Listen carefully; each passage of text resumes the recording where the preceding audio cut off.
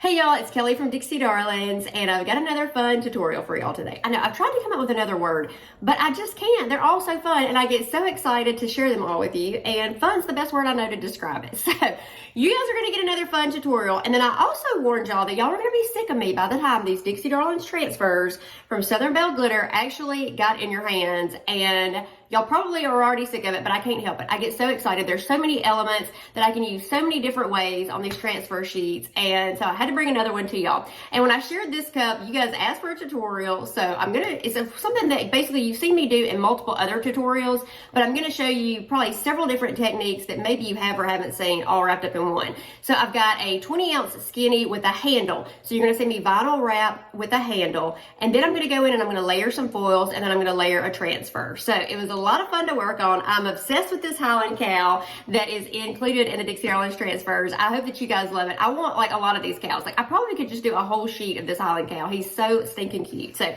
I hope that you guys enjoy it. I will link all the products that I use in the description box below. So make sure you check out those links as well as some discount codes I'll include. So make sure you get those discount codes so you can save on your orders. And then also, if you enjoy my tutorials, please hit the bell and the subscribe button so you don't miss my future tutorials. And then, as I always tell y'all, please join my Dixie Darlins Tumblr's Facebook group. It's where I get to hear from you guys. I get to hear what tutorials y'all want to see and how I can best help y'all. So join us over there. I go live 2 days a week on Sunday nights and Wednesday nights at 7 p.m. Central Standard Time. And then we do Fun Foil Fridays about once a month right now. We were doing it every week and we had to scale that back a little bit. So anyway, I hope that you guys enjoyed the tutorial and thank y'all so much for watching.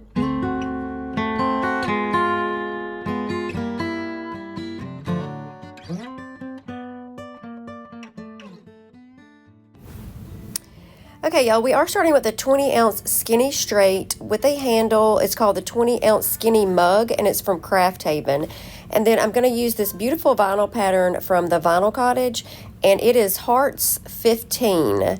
So I've been asked about this pattern a lot of times, and it is Hearts 15. You can find it at thevinylcottage.com, and I will link all the products that I'm using today in the description box below. So I've basically got this vinyl pattern laying on the cup. I've pressed about an inch of it over the handle there, you can see, and I just take my craft knife and I run it right up beside that handle. If you can see, I do it on the top and the bottom, so that way you're not trying to guess where your little notches are going to be cut out. You basically have exactly where it needs to be cut out. I just take my craft knife here, you can see, and I'm just running it right up against the handle on one side. I hold my vinyl steady, and then I go in with my craft knife on the other side of the handle there, so you can get both sides so you know exactly how wide that little notch needs to be that you cut out. And then I'm just going to press it down to make sure that it's going to lay on the cup correctly. I usually double check myself a little bit, but now I'm going to pull this tab off right here where I trimmed it just a little bit, y'all. I don't pull the whole backing off of the vinyl, and I'm just going to lay that carefully right back in there where I just cut those little notches out to make sure that it's still going to be square on the cup and that the cup's going to be fully covered here. We are going to add some foils. So y'all, if you haven't vinyl wrapped a lot, especially with the handle, don't be too hard on yourself, especially on a cup like this where you're going to layer multiple medias. You can actually, touch it up a little bit. So don't be too hard on yourself. I think a lot of people think that I always get it right the first time. I don't. I'm just really good at covering things up sometimes, y'all. And then I'm just going to pull that tab off that I had folded back on the other side of the vinyl, and I'm going to allow the pressure of me placing the vinyl on the cup to peel that backing off at the same time. So I never take my full sheet of backing off at a time. And you can see here, I wanted to leave this in here for y'all because sometimes you do have to go back in, especially this bottom little portion, because after you've cut those notches, sometimes it may not lay exactly straight. So that is the area that I go back and I do spend a little time on here, just making sure that it's laying on the cup fairly square, because I have found that if you don't get this straight from the very beginning, you're going to struggle the rest of the cup. That's just one of those things. I did go into more detail in my Facebook group, probably for the first time, really close where they could see exactly what I was doing. And so I thought, let me take this opportunity to really go more in detail of wrapping a vinyl cup with a handle, just because there were questions that I probably just take for granted a lot of times that they ask me. And so that's one of the things that I told them. I have thrown away many a sheet of vinyl because I struggled with it from the very beginning. I didn't get it completely square on the cup, and then it was like you're just fighting it the whole rest of the cup. So I encourage you to spend a little more time. I'm a very slow starter on my vinyl wraps. I try to take my time, especially with the ones on the handles here, because if you can get it on the cup straight to start with, it makes the rest of the process so much easier. So I think that's where a lot of people struggle, is when you don't get it square on the cup and then all of a sudden you're getting wrinkles in it the whole rest of the way. So I do understand that frustration, y'all. I have fought that fault a lot of times. So I just wanted to show y'all that a lot of times I'll spend a little bit of extra time on the front end just to make sure that it's square. So as you're pushing that backing off, it pretty seamlessly runs the rest of the cup pretty smooth. And if there's ever a place, you can see where I just kind of lifted it back up, that you seem like there's going to be a wrinkle, just lift that up a little bit. And now y'all normally see me lay tape down to cut my seam, just because on this cup, I know I'm going to go in and layer some foils. You've got a little bit of a leeway here just because this is kind of broken up, if that makes sense. So you've got the handle kind of breaking up where your seam's actually going to be. So I felt pretty confident in my ability here to cut a fairly straight line. And just because this pattern's really busy and I'm going to use some foils over it, I didn't, I wasn't too concerned of whether it was the perfectly cut straight line. So here you guys are going to see me do the same thing. I pressed this excess vinyl up against the handle. You can see I'm taking my craft knife and I'm just going to run it right up against where the edge of the handle is. So I just put it flush with the handle, run that straight up through there, and that's going to give you this little piece here. And I apologize, y'all, I kind of went out of frame. I was trying to get really close for y'all to see, and I got a little too close for y'all. But I'm just going to do the same thing at the top here, and I'm going to trim that one little piece, and I kind of leave the middle under the handle for the last. So I'm just going to take this one piece here. You can see my craft knife is flush up against the handle, and I press that right up through there so I know that it's going to lay exactly on there. And then I'm just going to trim right down there next to my seam. I actually leave a little bit of overlap, y'all. I don't cut seam against seam, and I say this usually all the time. It's why I leave my tape on there, is because even if you're cutting seam to seam, a lot of times, when you go to apply epoxy, even though it looks like it's seamed together, for whatever reason, I've had it kind of gap open once you add epoxy. But if you create just a little bit of overlap, the vinyl will stick to the vinyl, and you'll never see that happen, where it'll open up like that. So that's why I usually always leave an overlap. So you can see I'm doing the same thing on this centerpiece. I'm just running my craft knife right up through there, so I have that same little notch that I've had before on the other side when I was laying it down on the cup to begin with. And then I just press that little centerpiece down, and I actually leave those tabs there that I'm going to trim off, you'll see. So here I'm just going to run my craft knife. I am leaving a little bit of an overlap here, and just trim off this excess piece first, and then I'll go in and I'm going to trim off those little tabs, and you'll see what I'm talking about.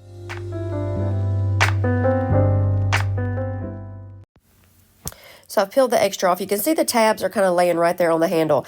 I just take my craft knife and run it right across the bottom. So it trims it right there, so there's no gap laying on the cup. You've got that perfectly trimmed piece off. So you can see I'm going to do it on the other side too, where that little piece is laying right there. I'm just going to peel that off and trim it off right at the bottom of the handle. So that way it ensures that there's no gaps down there. So you got to do it after the fact, if that makes sense. And then I'm just going to pull this vinyl really tight around the top. You can see any place there's little air bubbles. If you'll just barely touch it with your craft knife and then kind of push that air out of there, it doesn't create a hole or anything in your vinyl. It just kind of gets that air right out of there. And then once I've got this pulled really tight across the top, I'm just going to cut like a little slit in there, and then I'm just going to start trimming that excess off. And I found that it just really helps to get a better, cleaner cut if you'll pull that vinyl around the edge, just to make sure there's no creasing or air bubbles at the top. So that's why I always make sure that I pull that vinyl really tight before I go in and trim it off. It just seems to give you a cleaner cut. And then after that's trimmed off, I'm going to go to the bottom. And again, y'all, I was trying to get really close and got a little too close. But you can see I'm just pulling this over the edge. This vinyl is really stretchy. And so I just encourage you just to pull it as tight as you can. And as you're doing it, I kind of push with my left thumb here around the bottom of the cup to make sure there's no creases. Once I get this pulled all the way around, and I pull it really tight, you can see it's almost stretching the color of the vinyl. I'm just going to take my craft knife, and on that inside rim at the bottom, I'm going to trim that off. And then I'll just press it down once I've got that excess trimmed off. So I am going to go in and use a layer of epoxy before I apply my foils. So I've had this conversation with a lot of people to try to figure out what kind of chemical reaction goes on, but I have tried to apply the foils directly to the vinyl, and I have not had good success with it, y'all. I've tried lots of different adhesives that aren't even really on the market yet, that are just kind of being tested. I've tried the ones that are out there. I've tried the sprays, the brush-ons, pretty much anything you can think of, UV, resin, which works a little bit better, but I just have not had good success with applying the foils right on the foil. I'm not sure if that there's some kind of chemical reaction that goes on between the adhesive and the vinyl and then the adhesive that you're trying to apply the foils with, but it just doesn't seem to work well for me. So I go in and use a layer of epoxy in between my vinyl layer and my foils, and it seems to work so much better. So I am using a layer of Counterculture's medium viscosity artist resin. Only I'm going to apply about 15 milliliters, if that, to this cup, y'all. So it doesn't take very much. I just want a very thin layer, just so there's a barrier between my vinyl and my foils. So I let this coat dry for about 8 hours, and then I'm going to go in with my adhesive and start layering my foils on. And then I just kind of left this part in there, y'all, because I get asked a lot of questions about the handle on a cup. So I just wanted y'all to be able to see how I kind of work around the handle. I just usually apply a pretty thin coat just because you don't want it pooling up around the handle. Okay, so now we're going to get into applying the foils to the top of the vinyl and the epoxy. So I have just taken a little bit of my adhesive, put it in a medicine cup, and I'm applying it to the handle first, and then I do use my heat gun just to speed up the process a little bit, y'all. You definitely don't have to use this. If you want to just apply it and wait on this foil adhesive, you can. I get a little impatient, so I like to speed up the process, and so I use my heat gun. And then these are the blue Cheetah foils from Southern Belle Glitter. That's what I'm using. And I decided that I wanted to go in and just kind of layer this over where the turquoise was. So I applied it to the handle first, and then any of these little areas that you see turquoise, you definitely don't have to do this step. It was just, for whatever reason, I just kind of thought, let me see if I can kind of layer these foils right where the turquoise would be and change up the color just a little bit. And I wasn't really sure if I was just going to accent a little bit of it or if I was just going to cover it up. And just because of the contrast of the colors, I do go in and actually cover up the majority of all those little turquoise areas with this blue Cheetah. And just because a lot of you guys asked me about the process, I'm going to try to leave most of it in here like I have in some of my previous tutorials and just let you guys watch it. So some of this may be just a time lapse, so I apologize to those of y'all who have seen me do this and are experienced at applying foils, but I did want to leave more of it in here for those that are new to applying foils, so you can kind of see how I go through the process. That sometimes it's not seamless at the very beginning. If there's areas that are still open, I just go back in with more of my adhesive. You can layer them like that, so you can see I'm just going back in here and touching up my little areas. I'm going to use my heat gun again to kind of speed up the process, and then I'll just reapply that same sheet of foil in the areas that have not pulled off of the transfer sheet.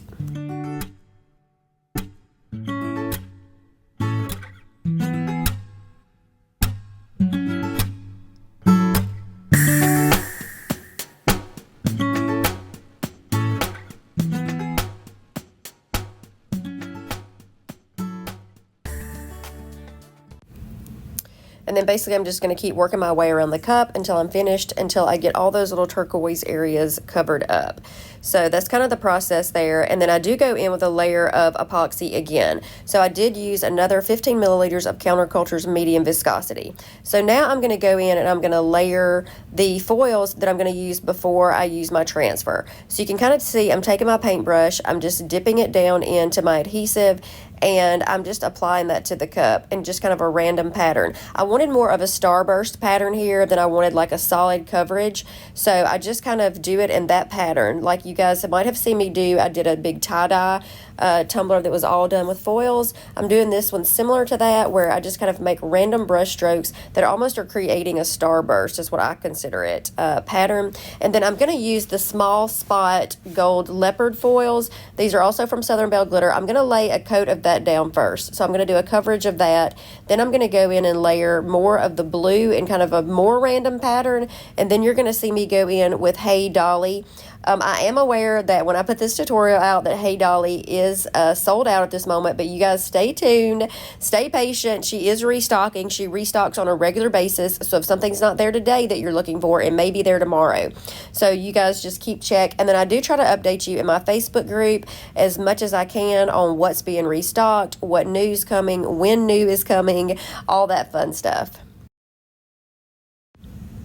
So again here, I'm just going to kind of let it run through the process here of how I do this, and so you guys can kind of see. You can see I've applied a little less adhesive for this blue cheetah print here. I just want a little bit of, I just want some accents kind of on the outskirts of this because I am going to lay the transfer over it. But I just wanted you guys to kind of see more about how I went about doing it.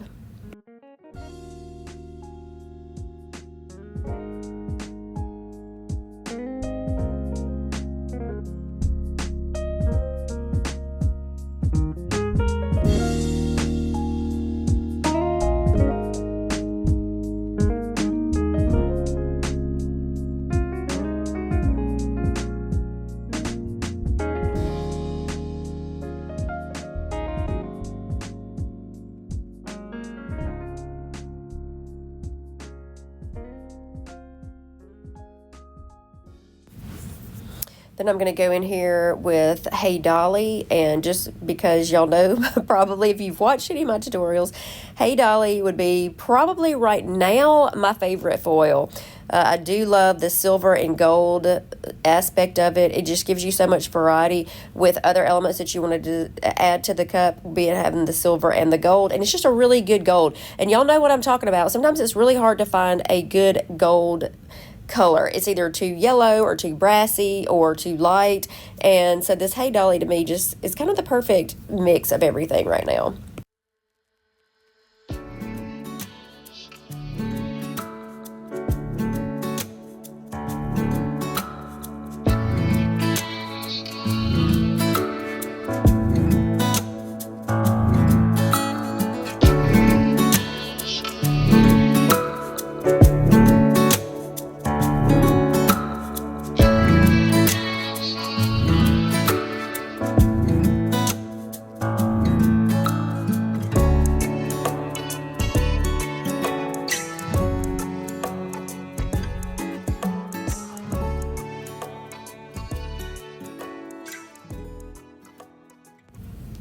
And you can see it has a really good transfer too. Like it's very easily transferable, if that makes sense. Like some of them are a little more difficult than others to transfer onto the tumblers or onto really whatever you're doing. So it has a really good transfer to me. So that's one of the other reasons that I really like it. It just comes off really well, and some of them I really struggle with. So if you guys are new to foils, you know, please be patient with yourself because they don't all just transfer easily like you may see me do on certain ones. So I struggle with some of them, and some of it's just a trial and error of what adhesive works best with each foil. Each foil is not created equally. I try to say this just so you guys don't get too frustrated with them. In case you get one that is one of the more difficult ones to transfer, usually there is a way to do it. Sometimes it's just through a trial and error process. So you guys hang in there with them.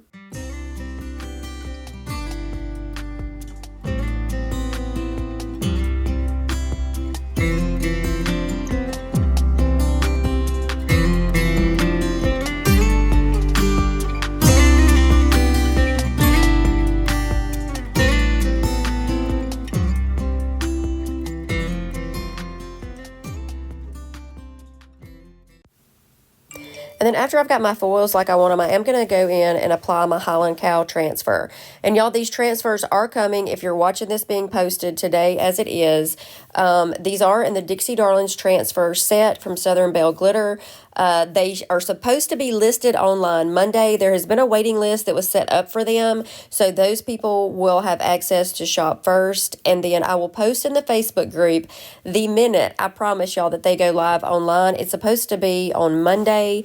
So I will try to keep you guys posted, and that's April the 25th if you're watching this at a later date.